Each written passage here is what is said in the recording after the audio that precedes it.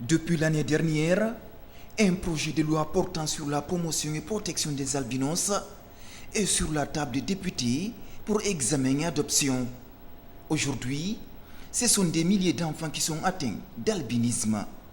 Cette situation les fragilise et les met face à des épreuves dures de la vie. Nous avons écouté et nous sommes toujours à l'écoute des organisations de la société civile évoluant dans le domaine de la défense des droits des personnes atteintes d'albinisme. On les a écoutés, ils ont posé leurs problèmes qui sont d'ordre général.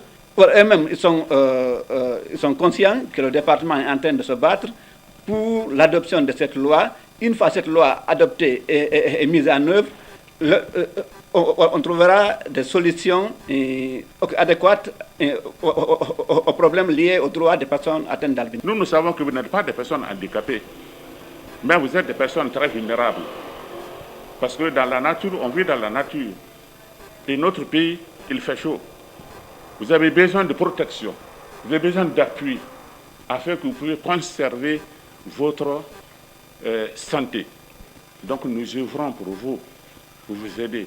Et nous allons tout faire pour que cette loi la passe. Intervenue en pleine période de Covid-19, la journée internationale de sensibilisation à l'albinisme est aussi une opportunité pour cette couche vulnérable de s'informer de l'exposition solaire, ennemi numéro 1 des personnes atteintes d'albinisme.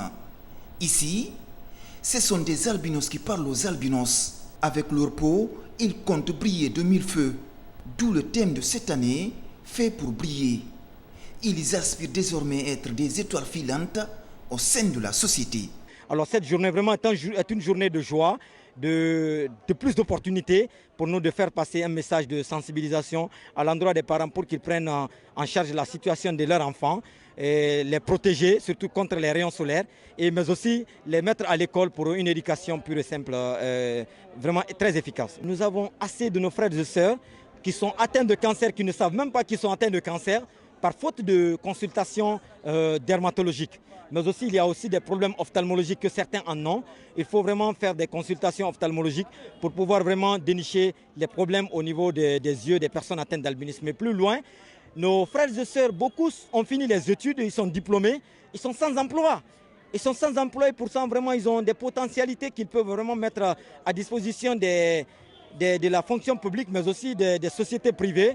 Outre la sensibilisation, des kits sanitaires et denrées alimentaires accompagnés de crèmes solaires sont distribués à ces personnes manquant de mélanine. Cette phase de sensibilisation va se poursuivre dans d'autres quartiers de Conakry et villes de l'intérieur du pays. L'enjeu est de lutter considérablement contre la mendicité sur les artères publiques.